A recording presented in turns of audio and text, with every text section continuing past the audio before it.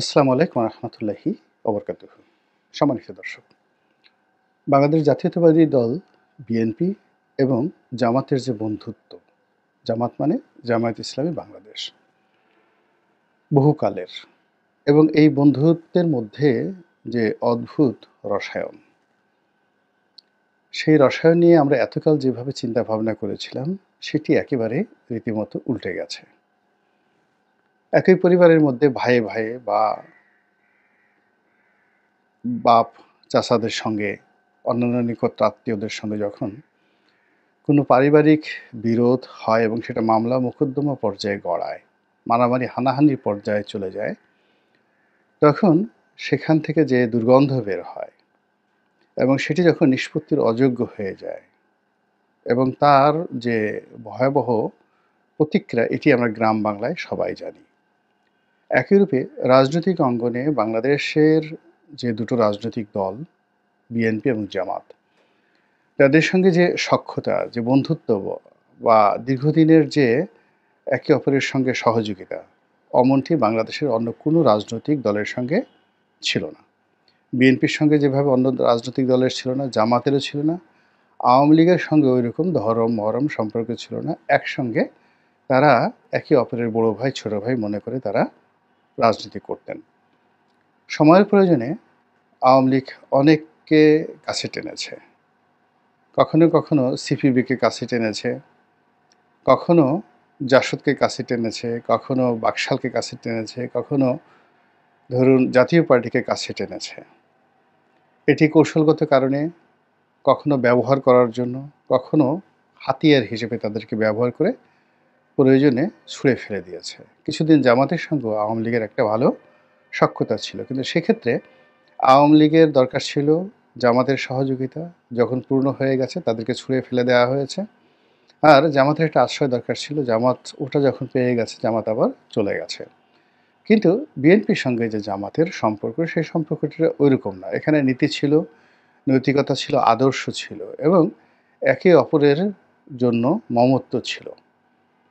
BNP যখন প্রতিষ্ঠা লাভ করলো তখন তারা দেখলো যে তাদের একজন অকৃত্রিম বন্ধু দরকার রাজনৈতিক অঙ্গনে, এবং সেক্ষেত্রে তারা জামাতকে বেছে নিয়েছিল।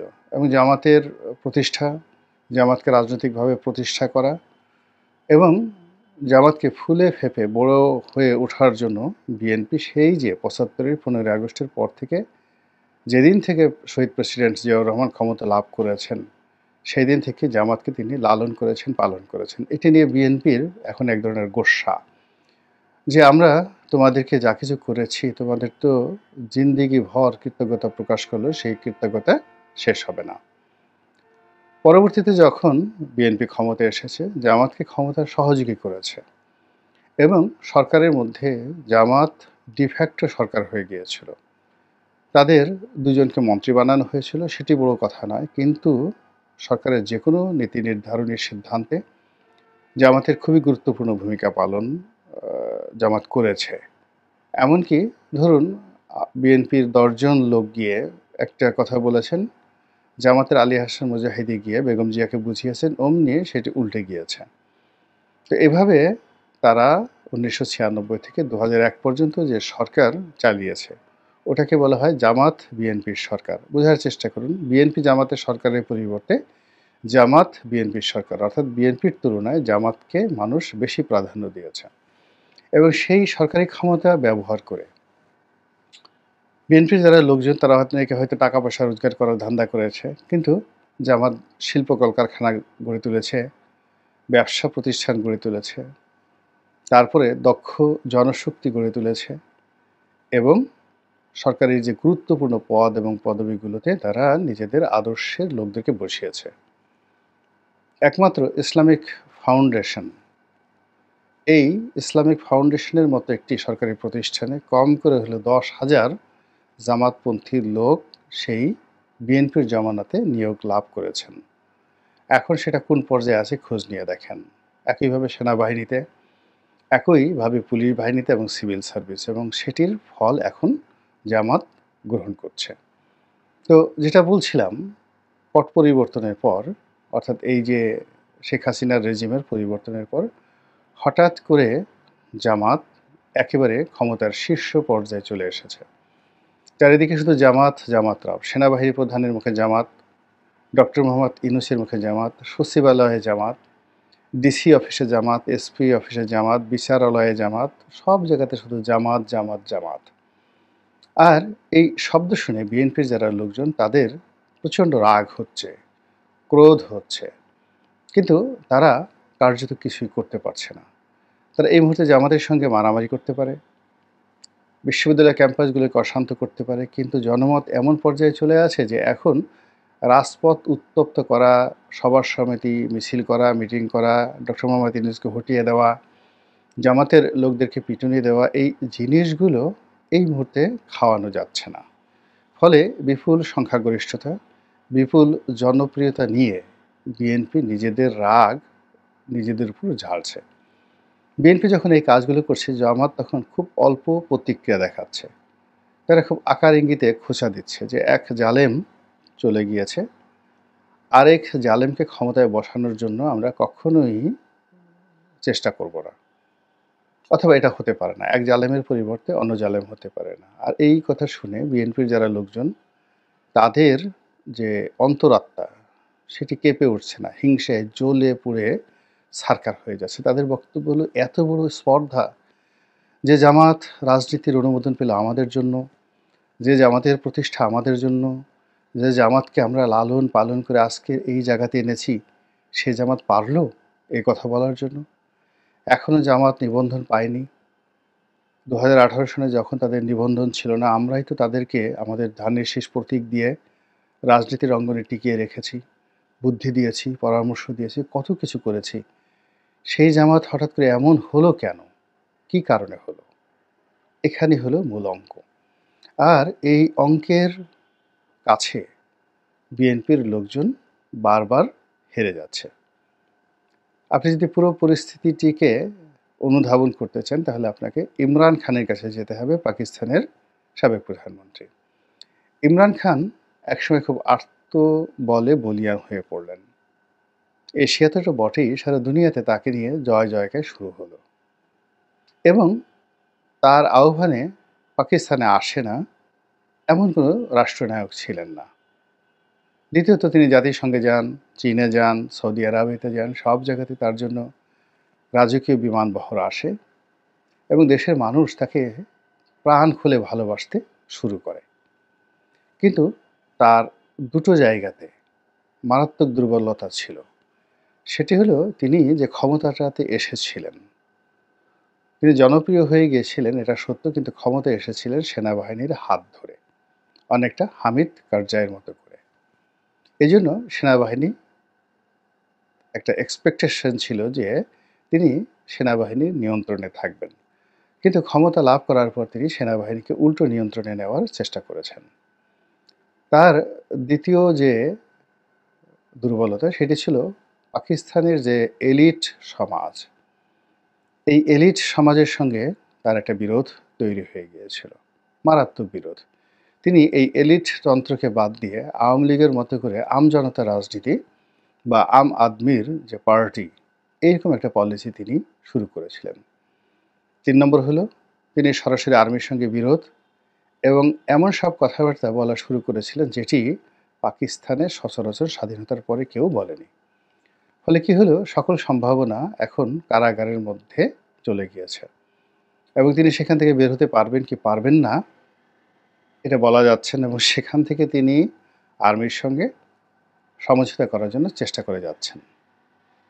ঠিক একইভাবে বাংলাদেশে বিএনপি যখন ক্ষমতায় ছিল 2001 থেকে 2006, 96 থেকে 2001, এই সময়টিতে বিএনপির কতগুলো সমস্যা তৈরি হয়েছিল অর্থনৈতিক অঙ্গনে, রাজনৈতিক অঙ্গনে এবং প্রশাসনিক অঙ্গনে, বিশেষ করে মিলিটারি অঙ্গনে। এই জায়গাগুলো বিএনপি এখন পর্যন্ত রিপেয়ার করতে পারেনি। আর এই জায়গাগুলোতে জামাত সেখানে তাদের ক্ষমতা বৃদ্ধি করেছে, সৌহার্দ্যতা বৃদ্ধি করেছে, সম্পর্ক বৃদ্ধি করেছে এবং সেই জায়গাগুলোকে দিয়ে ক্রমশ বিএনপি রাজনীতিকে কঠিন থেকে কঠিনতর করে দিচ্ছে। এবং এমন সব ঘটনা ঘটছে ক্ষমতার কে পয়েন্টগুলোতে, যেখানে ক্ষমতার চাবিকাঠি সেই জায়গাগুলোতে প্রতিদিন এমন ঘটনা ঘটছে যে ঘটনার খবর বিএনপি জানতেই পারছে না। আর বিএনপি যখন ইউটিউবের মাধ্যমে বিভিন্ন সোশ্যাল মাধ্যমে জানছে তখন কিন্তু সর্বনাশ হয়ে গেছে। ২ নম্বরে যেটি হলো, বাংলাদেশের মানুষ সবসময় ক্ষমতার পূজারী। এখন ডক্টর মোহাম্মদ ইউনূসের হাতে ক্ষমতা আছে, এনসিপি নাগরিক পার্টির হাতে ক্ষমতা রয়েছে। এখন দেখবেন ছেলে, বুড়ো, গুঁড়ো সবাই এদেরকে তোয়াজ করছেন, তদবির করছেন। যে মানুষগুলো অনেক সময় আল্লাহর কাছে মাথা নোয়ায় না, এইরকম নাস্তিক, সে সকল মানুষ এই ছাত্রদের জুতো টানার জন্য নয়, ছাত্রদের জুতো মাথায় নিয়ে ঘোরার জন্য তারা রীতিমতো যে বেহাল্লাপনা শুরু করেছে, তা দেখে একেবারে ইবলিশ শয়তান পর্যন্ত থরথর করে কাঁপছে। যে মানুষের এত মতিভ্রম হতে পারে!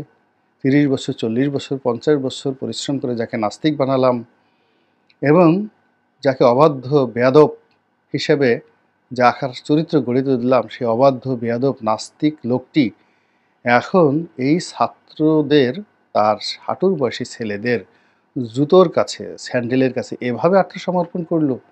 এও কি সম্ভব? এই ঘটনা বাংলাদেশে ঘটছে। সেই জায়গাতে জামাত চমৎকারভাবে একটা সমান্তরাল ব্যালেন্স তৈরি করে ফেলেছে। তারা আস্তিক, নাস্তিক, ধার্মিক, ক্ষমতাধর যারা লোকজন রয়েছে তাদের কাউকে এখন পর্যন্ত খেপায়নি। কিন্তু বিএনপি মোরাললেস যাদের হাতে ক্ষমতা আছে তাদের সবাইকে খেপিয়ে দিয়েছে। এরপরের যে সমস্যাটা সেটা হলো, বিএনপির যারা বন্ধু ছিল সেই বন্ধুদেরকে তারা হারিয়ে ফেলেছে। বিশেষ করে ইন্টেলেকচুয়াল লেভেলে তাদের যারা সমর্থক ছিল, সেটা সোশ্যাল মাধ্যমে, গণমাধ্যমে, যারা জবান দিয়ে কথা বলেন, কলম দিয়ে লিখেন, এই মানুষগুলো এখন আর বিএনপির পক্ষে কথা বলছেন না এবং অনেকে মৃদু সমালোচনা করছেন। এবং তাদের মুখে মৃদু সমালোচনা মানে একটু আকার ইঙ্গিতে যদি সমালোচনা হয়, যেমন ধরুন রুমিন ফারহানা বা ধরুন আমি গোলাম মোল্লা রানী, এখন আমাদের মুখ থেকে যদি বিএনপির সম্পর্কে একটা হালকা কথা বের হয়, সেটা বিএনপির যারা প্রতিপক্ষ তারা ১০০টি কথা বলা আর আমার মুখ থেকে হালকা একটা কথা বলা, রুমিনের মুখ থেকে হালকা একটা কথা বলা, এহসানুল হক মিলনের মুখ থেকে হালকা একটি কথা বলা, এটি বিএনপির জন্য মহা সর্বনাশ। আবার দেখা গেল যে গত সেই ১৫ বছর ধরে যারা বিএনপির পক্ষে কলম ধরেছেন, কথা বলেছেন, বিএনপির জন্য জেল খেটেছেন, জুলুম ভোগ করেছেন, জীবন যাদের তছনছ হয়ে গেছে, যেমন ধরেন মাহমুদুর রহমান, আমার দেশের মাহমুদুর রহমান, এখন এই মানুষগুলো কেন বিএনপিকে ওন করছে না? এই মানুষগুলো কেন বিএনপির জন্য মমত্ববোধ পাচ্ছেন? তাদের বেদনা কী? কিংবা জাহিদিনের শফিক রেহমান কেন ডক্টর মোহাম্মদ ইউনূসের প্রশংসা করছেন? আবার বিএনপির অভ্যন্তরে যে সকল শীর্ষ নেতৃবৃন্দ রয়েছেন তারা কেন সময় পাস করছেন? কেন তারা জোর গলায় কথা বলছেন না? বড় বড় মানুষ, আমি নাম বললাম না কাউকে বিব্রত করার জন্য। তো এই সমস্ত কর্মের প্রায় সব জায়গাতে জামাতের একটা রসায়ন রয়েছে। আর সেই রসায়নের কবলে পড়ে বিএনপি অনেকটা শিশুর মতো পদে পদে ধরা খাচ্ছে। কাজেই আগামী দিনের যে ক্ষমতা, আগামী দিনের যে ইলেকশন, কিংবা তারেক রহমান সাহেবের প্রধানমন্ত্রী হওয়া বা রাষ্ট্রপতি হওয়া, এ সকল কিছুকে আবার নতুন করে শুরু করতে হবে, নতুন করে হিসাব করতে হবে। আগের সকল হিসাবগুলো সব তছনছ হয়ে গিয়েছে। আল্লাহ আমাদের সবাইকে হেদায়েত দান করুন এবং হেফাজত করুন। আসসালামু আলাইকুম ওয়া রাহমাতুল্লাহি ওয়া বারাকাতুহু।